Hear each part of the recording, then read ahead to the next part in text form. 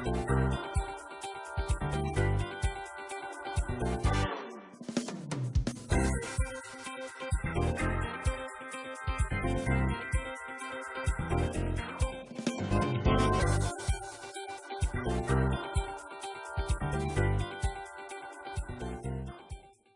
did not sell nothing. Because every time you see me, you want to harass me, you want to stop me, you want to sit there. I'm minding my business, officer. I'm minding my business. Please leave me alone. I told you last time, please leave me alone. Don't touch me. Don't touch me.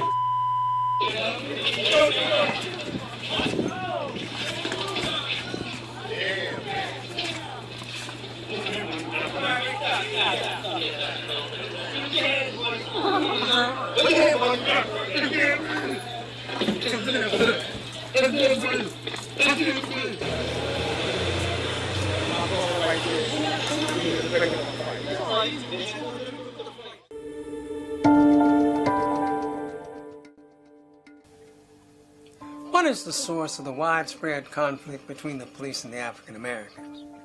The answer is simple. The source of the conflict is culture, the culture of America. Americans have seen in the media devastating conflicts between the African American and the police. But it's stunning how we can view the same video clips and then watch our interpretation become polarized into two different directions. These directions are a reflection of the American culture versus the American principle. So what is a principle?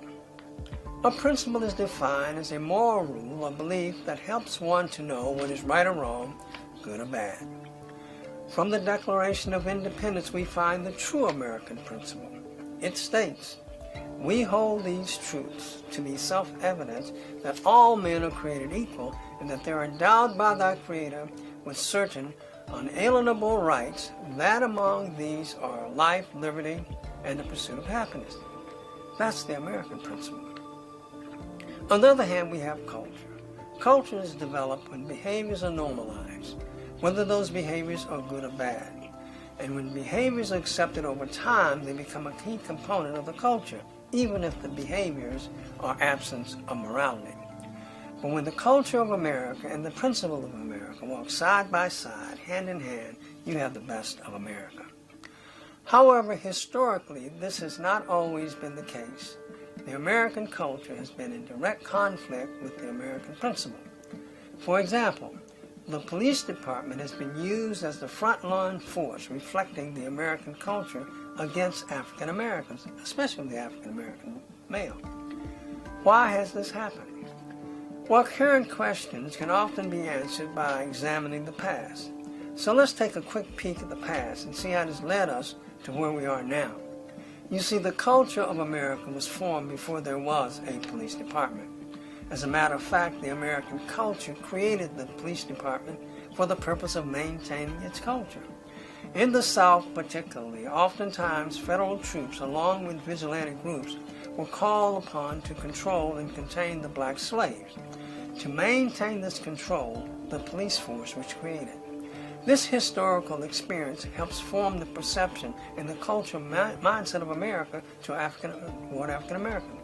However, the real blame does not rest solely on the police officers, but rather with the American society which created this culture and those who continue to maintain the spirit of it.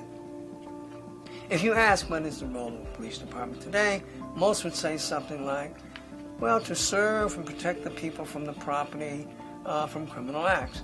And this definition may be true for white Americans, but many black Americans, this has not always been the case. For example, during slavery in the South and even in the northern states, it was the duty of the local police to hunt, capture, and return runaway slaves to the plantation. Police possess two distinct mindsets. One is protecting white people and their property, the American culture. The other mindset is punishing black people to preserve the American culture. Now let's move ahead to 100 years after slavery. Here one can still smell the stink of the same culture. In the 1950s and 60s, when African Americans peacefully marched and protested against inequality and injustice, it was the police department who violently fought to preserve the white way of life, the American culture.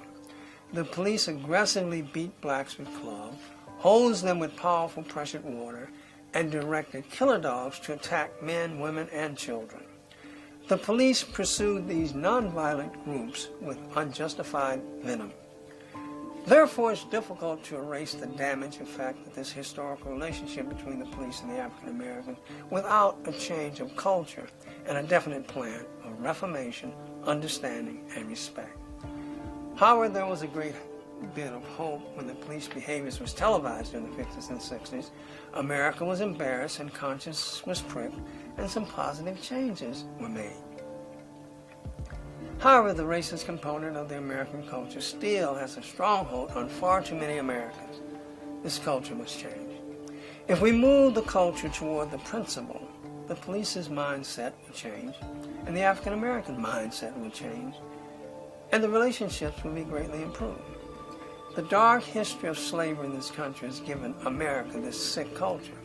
Slavery stole from America's dignity, but we can return it. Legislatures, politicians, and the Department of Justice can and must uphold the principles of freedom and justice. If they do not, we must work to replace them with principled leaders. Jews, Christians, Muslims, and other faith-based organizations can and must aggressively advocate, support, and promote morality, thereby cleansing the American culture. African Americans must not tolerate a culture that has been designed to destroy them. Every eligible African American must vote and aggressively get involved in all areas that affect culture. Not being involved is not an option. Blacks must fight to protect their dignity and self-appreciation. Involvement is a necessity. And to all Americans, we can collectively affect this American culture. We can transform our current culture into what the American culture ought to be, a principled culture, one of freedom, justice, and equality for all Americans. Tune in next Thursday to They Stole It, But You Must Return It.